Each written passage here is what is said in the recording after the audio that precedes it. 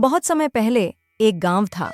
उस गांव में रामू नाम का लकड़हारा और उसकी पत्नी सीता रहते थे। रामू मेहनती, ईमानदार लेकिन थोड़ा भोला इंसान था। सीता चतुर, होशियार और तेज दिमाग वाली औरत थी। उनका घर छोटा था, जीवन कठिन था, लेकिन दोनों संतोष में रहते थे। गांव में हर कोई जानता था कि रामू दिन रात मेहनत करता है। सुबह सूरज निकलने से पहले ही जंगल जाता और शाम को थका हारा लौटता। लेकिन बेचारा रामू जितनी मेहनत करता उतनी कमाई नहीं होती। अक्सर पड़ोसी हंसते, पड़ोसी, रामू तेरी कुल्हाड़ी लकड़ी काटती है या बस हवा में झूलती है। रामू मुस्कुराकर चुप रह जाता। रात को जब घर लौटता तो सीता उसका माथा सहलाती और कहती, सीता, तुम मेहनत करते हो, यही सबसे बड़ी दौलत है।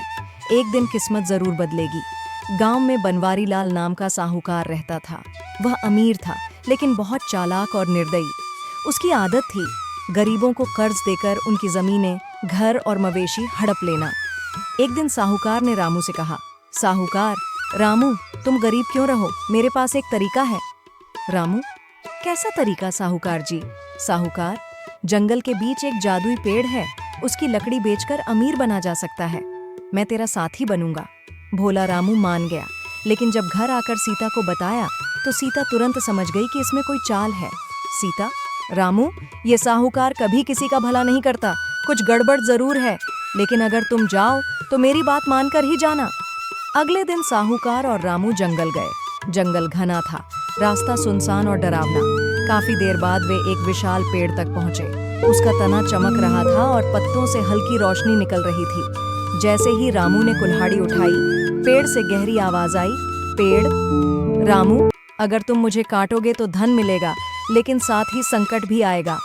रामू डर गया और पीछे हट गया, लेकिन साहूकार ने कहा, साहूकार, डरपोक मत बनो, यह तो सोने का खजाना है, जल्दी काटो। रामू ने कुल्हाड़ी नीचे रख दी और बोला, रामू, नहीं साहूकार जी, मैं अपने परिवार को खतरे में नहीं डाल सकता। साहूकार गुस्से में भड़क उठा और वापस चला गया। गांव लौटकर साहूकार ने झूठी बातें फैलानी शुरू कर दी। साहूकार, रामू डरपोक है, उसने मुझे धोखा दिया। वह जंगल से खजाना छुपाकर अकेले अमीर बनेगा। गांव वाले रामू पर शक करने लगे। यहाँ तक कि मुखिया ने भी कहा, मुखिया, रामू, अगर सच बोल रहे हो तो सबूत लाओ, नहीं तो गांव से बाहर कर दिए जाओगे। रामू निराश होकर घर लौटा, लेकिन सीता ने हिम्मत नहीं हारी। सीता, अगर साहूकार चालाक है तो हम उससे ज्यादा समझदार हैं। कल बाजार में जाना, बाकी मुझ पर छोड़ दो। सीता ने रात भर सोच विचार किया और एक योजना बनाई। उसने लकड़ियों के बीच सुंदर कपड़े, सिक्के और खाने की चीजें छिपा दी।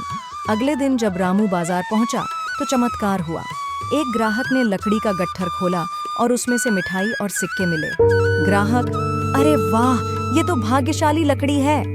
देखते ही देखते सारे गट्ठर महंगे दामों में बिक गए। रामू की जेब सोने चांदी से भर गई। जब साहूकार को यह खबर मिली तो उसकी आंखें लालच से चमक उठीं। वह दौड़कर रामू के पास आया और बोला, साहूकार, रामू, सच सच बता, ये लकड़ी कहाँ से लाता है? रामू भोलेपन से, जंगल से ही तो काट कर लाता हूँ। साहूकार ने सोचा, अगर मैं खुद पेड़ काटूं तो पूरा खजाना मेरा होगा। अगले दिन वह अकेला ही जंगल चला गया। साहूकार ने उसी चमकदार पेड़ पर कुल्हाड़ी चला दी। पेड़ कांप उठा और अचानक हजारों मधुमक्खियां और जंगली जानवर निकल पड़े। साहूकार चीखते हुए भागा। मधुमक्खियों ने उसे बुरी तरह डसा। जानवरों ने पीछा किया। किसी तरह जान बचाकर वह गांव लौटा। गांव वाले यह सब देखकर समझ गए कि लालच का अंजाम बुरा ही होता है। गांव का मुखिया सबके सामने बोला, मुखिया, साहूकार ने अपने लालच से खुद को बर्बाद किया।